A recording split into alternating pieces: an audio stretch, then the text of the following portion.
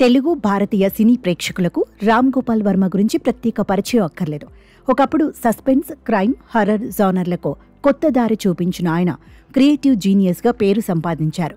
తెలుగులో శివతో తన ప్రస్థానాన్ని ప్రారంభించి ఆపై రంగీలా, సత్య, కంపెనీ, రాత్రి, భూత్ వంటి సినిమాలతో బాలీవుడ్లో తనదైన ముద్ర వేశారు. అయితే అమితాబ్ బచ్చన్తో తీసిన సర్కార్ వంటి కల్ట్ హిట్ తర్వాత మళ్లీ ఆ స్థాయి విజయాన్ని ఆర్జీవి రుచి చూడలేకపోయారు. గత దశాబ్దన్నర కాలంగా ఆయన బాలీవుడ్కు దూరంగా ఉంటూ తెలుగులో వరుస పరాజయాలను చవిచూశారు. ఏపీలో రాజకీయ పరిణామాలు మారిన తర్వాత కాస్త శాంతించిన వర్మ ఇప్పుడు తన పందాను మార్చుకుని తిరిగి బాలీవుడ్ ప్రయాణాన్ని మొదలుపెట్టారు.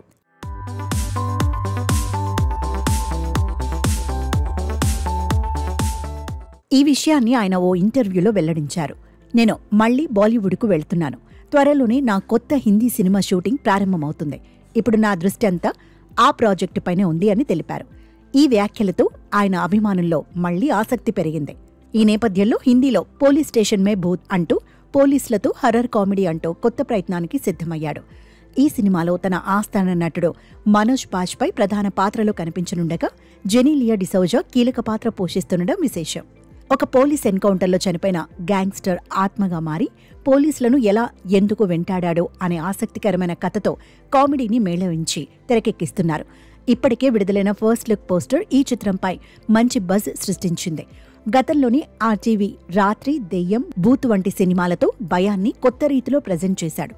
ఇప్పుడు అదే జోనర్లో మరోసారి పోలీస్ స్టేషన్ మే భూత్తో ప్రేక్షకులను భయపెట్టే ప్రయత్నం చేస్తున్నాడు. చూడాలి మరి ఈ చిత్రమైన విజయం సాధించి ఒకప్పటి ఆర్జీవిని తిరిగి తీసుకువస్తుందేమో.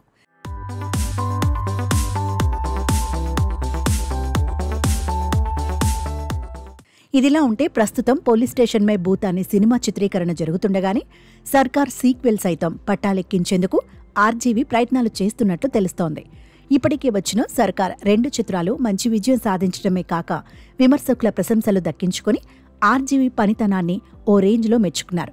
సర్కార్ 2లో అభిషేక్ చనిపోవడంతో సినిమా ఎండ్ అవగా ఇక దీనికి సీక్వెల్ రావడం కష్టమే అని అంతా డిసైడ్ అయిపోయారు. సరిగ్గా ఇదే సమయంలో సడన్గా వర్మ బాలీవుడ్లోకి రీ ఎంట్రీ ఇవ్వడం, సర్కార్ సినిమాకు సీక్వెల్ స్టోరీ సైతం రెడీగా ఉందని చెప్పినట్లు వార్తలు వినవస్తున్నాయి. ఈ కథను అమితాబ్కు వివరించినట్లు, ఆయన కూడా గ్రీన్ సిగ్నల్ ఇచ్చినట్లు కూడా న్యూస్ వైరల్ అవుతుంది. చూడాలి మరి ఈ వార్తల్లో ఎంత నిజముందనేది.